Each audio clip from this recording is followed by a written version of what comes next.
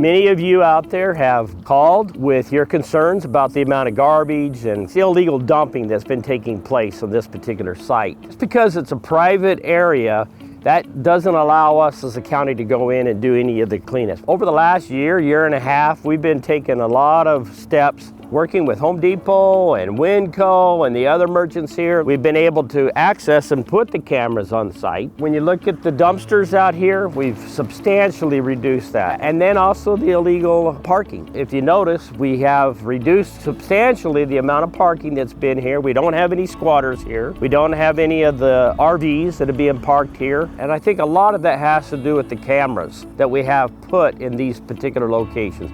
We've been so successful at this that now we're going to be putting cameras in other locations throughout the county because of the success we've had here.